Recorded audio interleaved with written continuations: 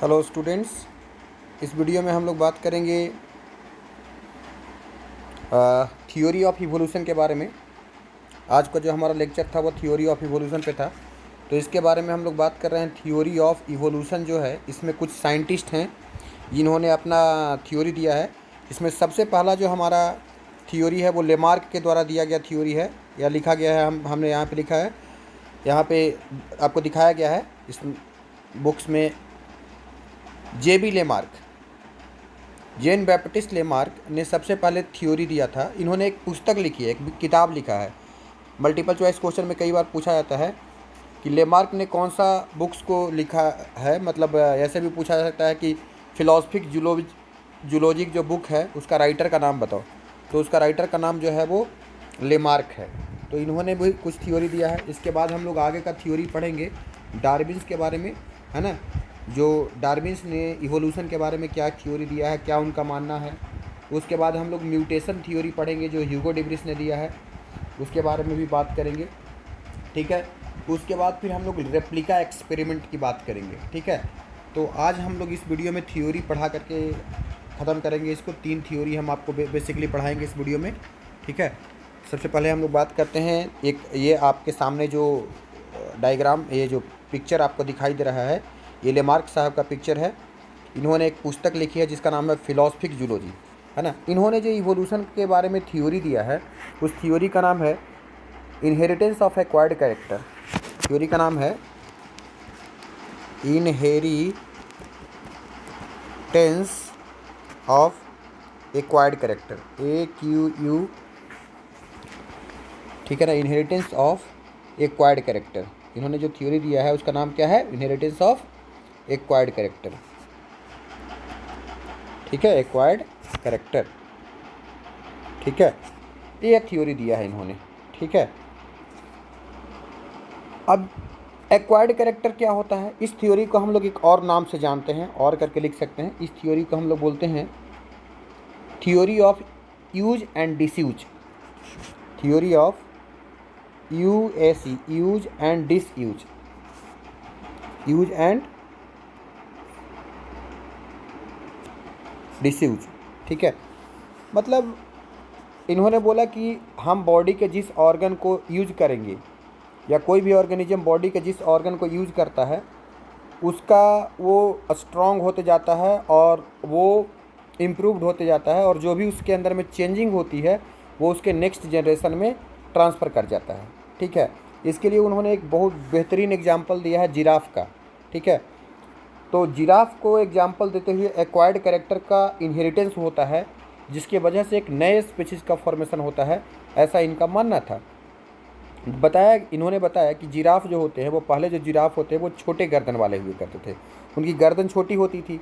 Food के अभाव में एक समय ऐसा हुआ कि फूड का अभाव हुआ, और उन्होंने फूड के अभाव में बड़े बड़े पौधों से फूड खींचने का कोशिश किया, तो गर्दन को स्ट्रेचिंग करते थे।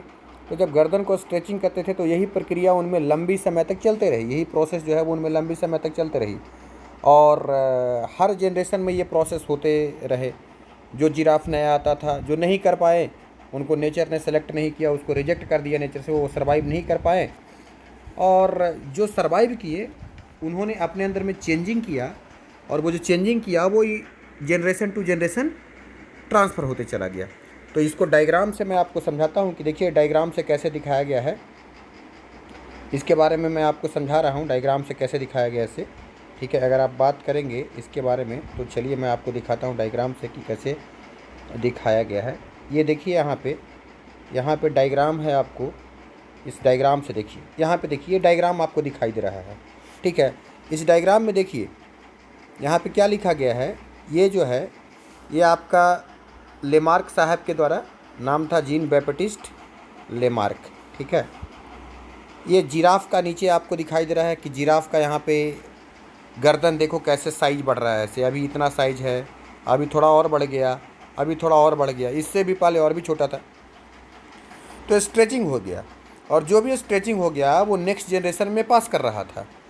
तो इन्होंने बोला कि गर्दन का यूज हो रहा है, और यूज हो रहा है तो वो ऑर्गन डेवलप कर रहा है, वो स्ट्रांग होते जा रहा है ऑर्गन। आज जितने भी जिराफ मिलते हैं उनकी गर्दन बहुत लंबी होती है, उसका जो नेक होता है वो बहुत लंबा होता है। पहले का जिराफ आप देखेंगे और आज का जिराफ देखेंगे तो बहुत काफ़ी डिफरेंस है।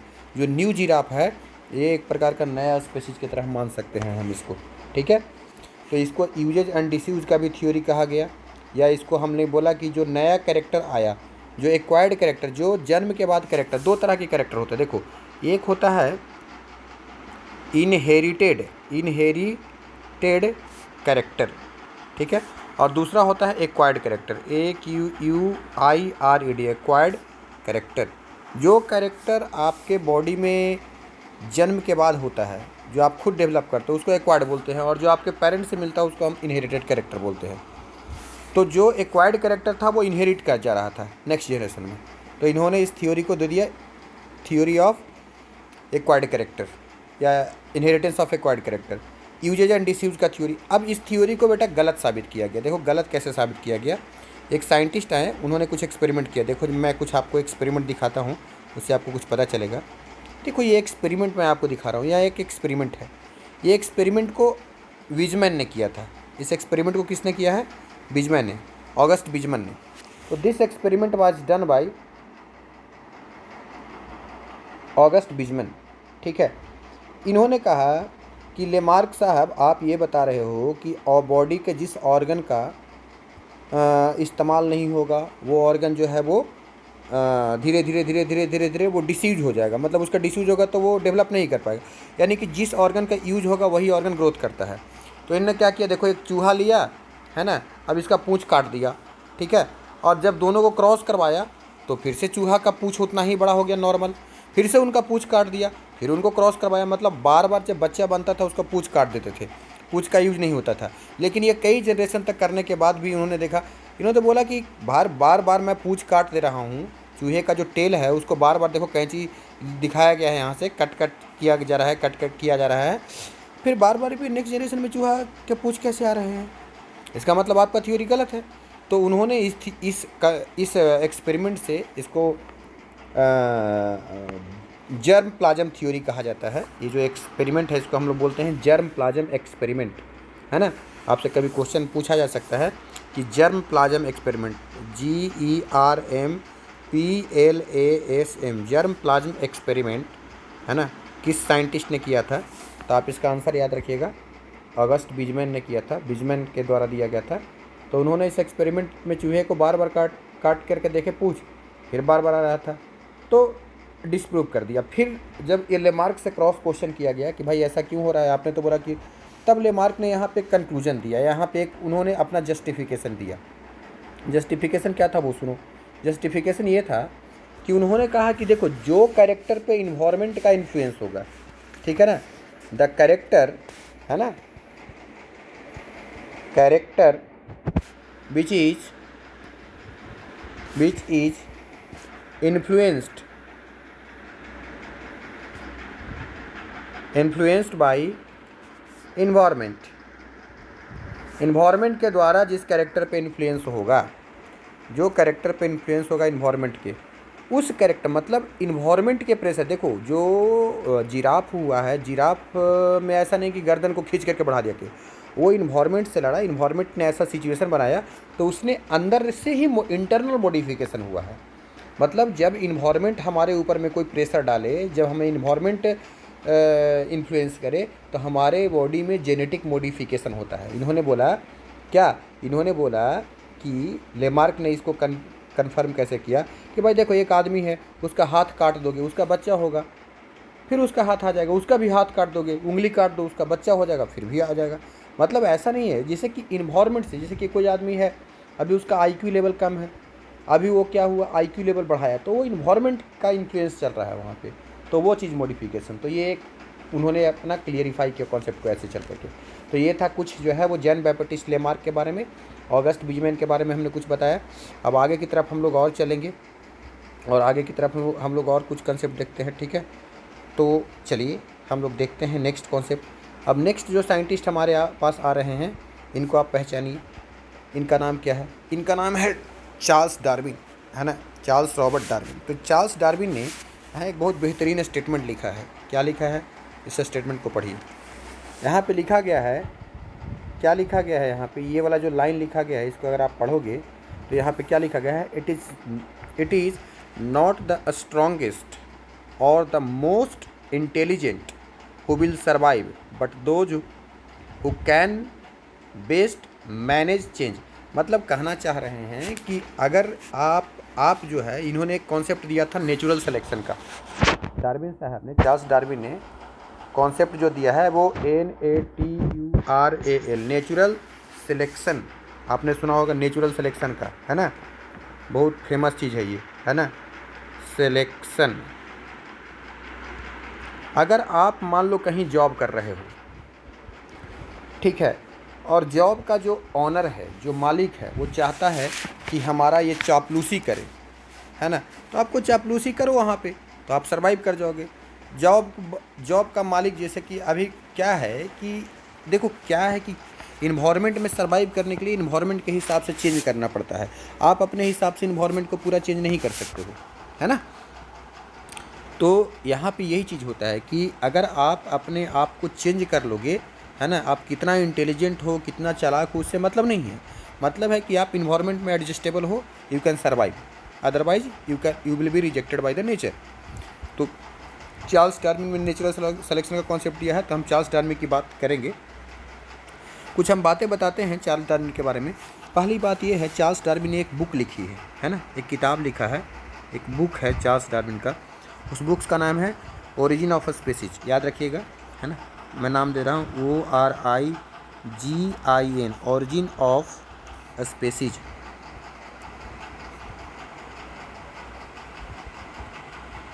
ये एग्जाम में क्वेश्चन आता है कि ओरिजिन ऑफ स्पीसीज जो बुक लिखा गया है उसका ऑथर का नाम क्या है। ऑथर मतलब राइटर का नाम, किस व्यक्ति ने, किस साइंटिस्ट ने इस किताब को लिखा है, ठीक है। तो याद रखिएगा, इस बुक्स का राइटर है चार्ल्स डार्विन, है ना, डार्विन साहब इनका राइटर है, पहली पॉइंट। दूसरी पॉइंट, डार्विन के बारे में आप जानिए कि डार्विन जो है वो एक साइंटिस्ट थे, उनका नाम था TR मैल्थस, TR मैल्थस, MALTHUS,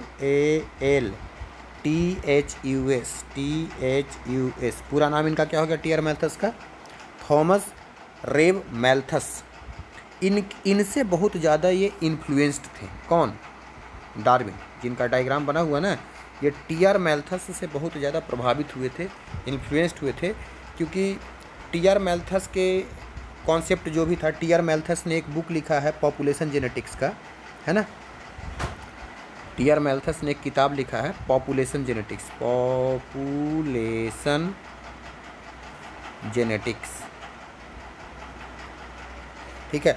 तो TR मैल्थस ने पॉपुलेशन जेनेटिक्स का जो किताब लिखा है, उसी बुक्स को पढ़ने के बाद ये डार्विन साहब बहुत ही ज़्यादा प्रभावित हुए, है ना, इन्फ्लुएंस्ड हुए। तो ये क्वेश्चन पूछा जाता है एग्जाम में कि Darwin was greatly influenced by, है ना, which of the following scientist. तो आपको याद रखना है TR मैल्थस, ठीक है। इसके साथ साथ एक डार्विन का एक और भी पार्टनर थे, चार्ल्स डार्विन का एक और पार्टनर थे, उनका भी नाम याद रखिएगा, उनका नाम है अल्फ्रेड रसल बेलेस। याद रखना, बेलेस के बारे में भी कभी कुछ क्वेश्चन आता है ना, अल्फ्रेड रसल बेलेस। मैं शॉर्ट फॉर्म लिख देता हूँ, अल्फ्रेड रसल बेलेस, WALLACE, बेलेस, ठीक है।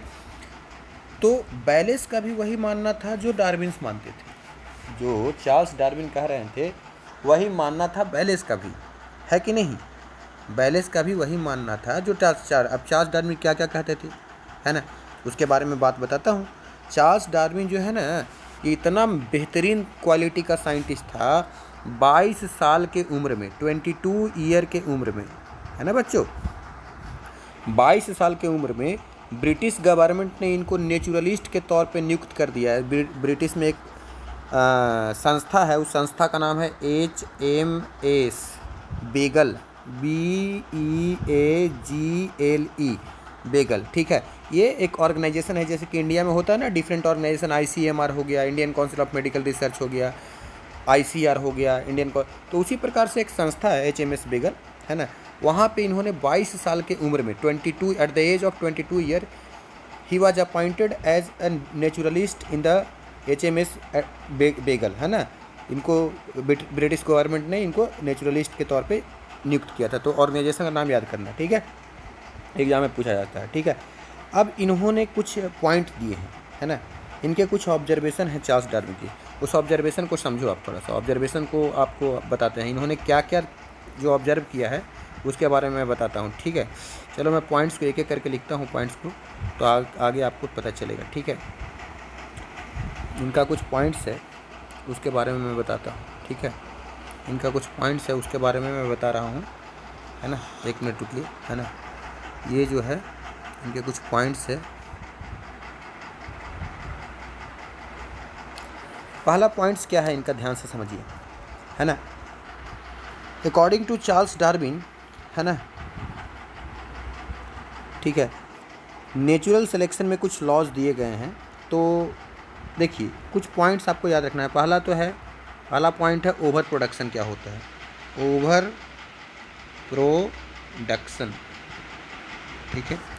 दूसरा पॉइंट आपको याद रखना है ना, तो struggle for existence, STRUGLE, struggle for existence, ठीक है। थर्ड पॉइंट आपको याद रखना है स्ट्रगल फॉर एग्जिस्टेंस के बाद फिर आपको जो तीसरा पॉइंट याद करना है वो याद करना है वेरिएशन। फोर्थ पॉइंट जो आपको याद करना है survival of fittest, survival of fittest, ठीक है। फिफ्थ पॉइंट जो आपको याद करना है वो है नेचुरल सिलेक्शन, नेचुरल सिलेक्शन। अब नेचुरल सिलेक्शन और सर्वाइवल ऑफ फिटेस्ट का मतलब एक ही चीज़ है। देखो मैं बताता हूँ, लेकिन एक्चुअली सर्वाइवल ऑफ फिटेस्ट जो है वो बर्ड जो है वो किसी और साइंटिस्ट ने दिया है, डार्विन ने नहीं दिया है ना। इसको देने वाला जो साइंटिस्ट है ना, उसका नाम है हर्बर्ट स्पेंसर, ठीक है। याद रखना, ये क्वेश्चन में आ सकता है आपको कि सर्वाइवल ऑफ फिटेस्ट जो टर्म है वो किस साइंटिस्ट ने दिया है। तो इसका नाम भी लिख दे रहा हूँ साथ साथ, इसका नाम है हर्बर्ट स्पेंसर। क्या नाम है बच्चों, एक मिनट रुका था बाकी, है ना। ये हो गया, एक मिनट रुका, ये हो गया आपका जाकर के Herbert Spencer, HERBERT, Herbert Spencer, SPENCER, Spencer. इन्होंने इस बर्ड को दिया था। अब यही कॉन्सेप्ट है नेचुरल सिलेक्शन में, जिसको नेचर सेलेक्ट करेगा वो नेचर के लिए फिटेस्ट है, सर्वाइवल ऑफ फिटेस्ट का कॉन्सेप्ट है यहाँ पे, ठीक है। और जब ये सारी चीज़ें हो जाती है तो 6 पॉइंट में आप याद रखेंगे कि इवोल्यूशन ऑफ न्यू स्पीसीज, है ना, या इसको कह सकते हैं origin of new species, ORIGIN, origin of new species. Species को शॉर्ट में SPP लिखते हैं, तो इसलिए हम लोग स्पीसीज लिख दिया।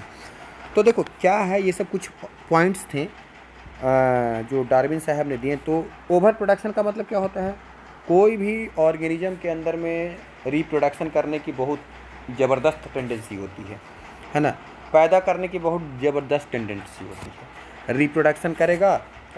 अब इस एक अनुमान के हिसाब से बताया जाता है कि सबसे ज़्यादा फास्ट जो रिप्रोडक्शन करता है उसका नाम है पैरामीशियम, है ना, और सबसे स्लो रिप्रोड्यूसिंग ऑफ स्पीसीज जो होता है वो एलिफेंट होता है।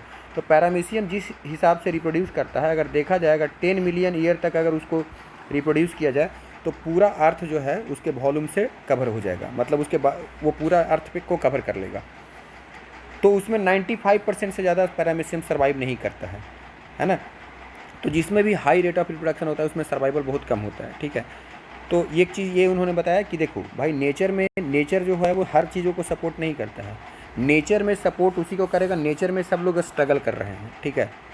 आप भी पढ़ाई कर रहे हो तो आप भी स्ट्रगल कर रहे हो, है ना। हम भी पढ़ा रहे हैं तो हम भी स्ट्रगल, आज पढ़ाना छोड़ दें, मेहनत करना छोड़ दें तो हमारा भी रोजी रोटी बंद हो जाएगा। तो स्ट्रगल करना पड़ता है।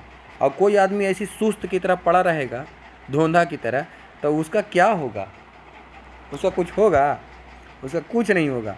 वो सब जो है वो ऐसी फालतू का चीज़ है, उसमें कोई दिक्कत नहीं। तो मतलब स्ट्रगल करना ज़रूरी है ना। और जब आप स्ट्रगल करोगे तो आपके अंदर में वेरिएशन होगा। वेरिएशन का मतलब आपके अंदर में चेंजिंग आएगा।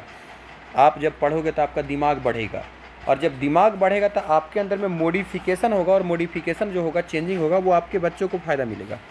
तो जब वो मॉडिफिकेशन हुआ तो उसी को बोलते हैं नेचुरल सिलेक्शन। मतलब आपके अंदर में जो वेरिएशन हुआ वो नेचर ने करवाया, है ना।